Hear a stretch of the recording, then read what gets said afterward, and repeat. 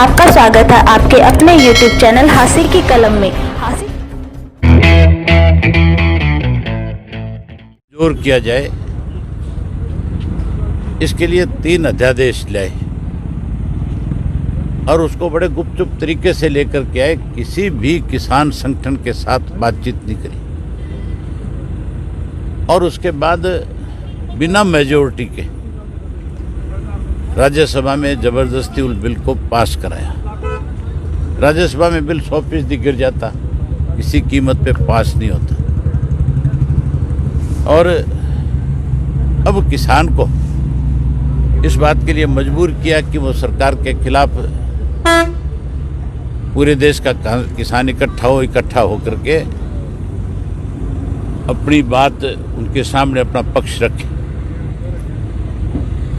और बारी बारी से जो किसान आज दिल्ली की चारों तरफ बैठा है, जो किसान लीडरशिप जिसका संचालन कर रही है, उनको बुलाया जाता है और बुला करके उनसे मीटिंगें की जाती है।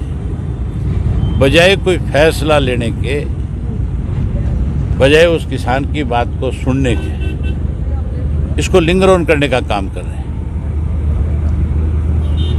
अगर जल्दी इसका समाधान नहीं हुआ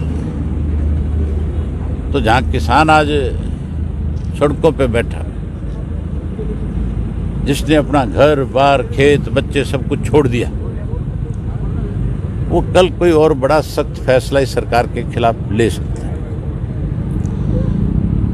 बहुत सारे लोगों ने, अलग अलग राजनीतिक पार्टियों से संबंध रखने वालों ने समर्थन किया है। जो लोग वहाँ पे बैठे हैं वो भी अलग अलग पार्टियों के लोग ही हैं, लेकिन क्योंकि इशू किसान का है, जब वोट डालने का वक्त आता है तो वो अपनी मर्जी से किसको किसके पक्ष में वोट डाल करके वो फैसला करता है। लेकिन जब किसान की बात आती है तो फिर कोई राजनीतिक दल नहीं है। फिर कैसे किसान को बचाया जाए, इसके लिए उसे एकजुट होना है। हमने भी अपनी पार्टी की तरफ से जैसे ही अध्यादेश आए थे, हमने इसका डट करके विरोध किया। जब विधानसभा का सेशन आया, अकेली इंडियन नेशनल लोकदल पार्टी थी जिसने विधानसभा में किसान का पक्ष बहुत खुल करके रखा और सरकार के पास उसका कोई जवाब नहीं था।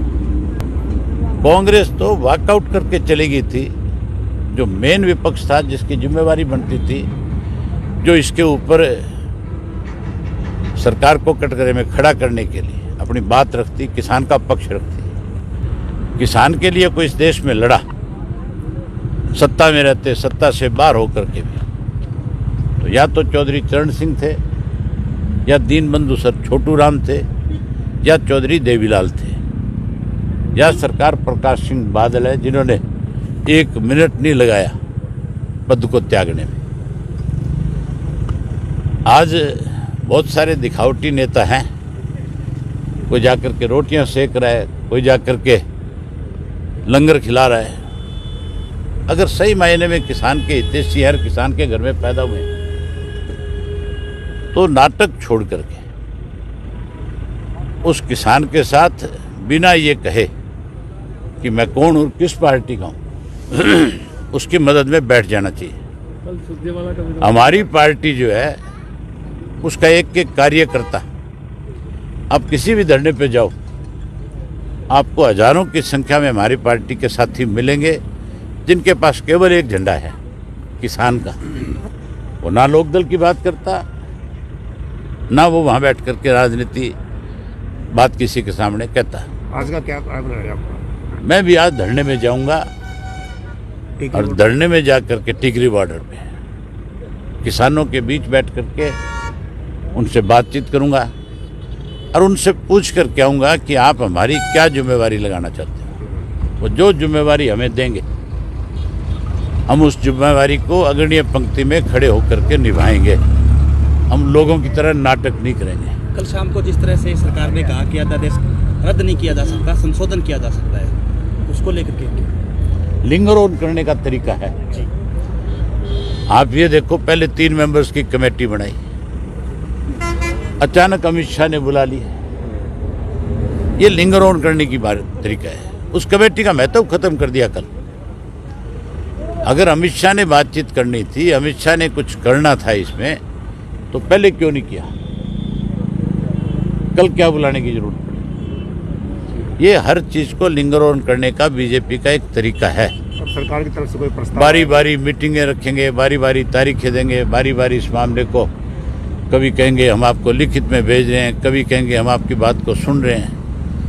ये किसी भी आंदोलन को कमजोर करने के लिए सरकार की एक रणनीति होती है।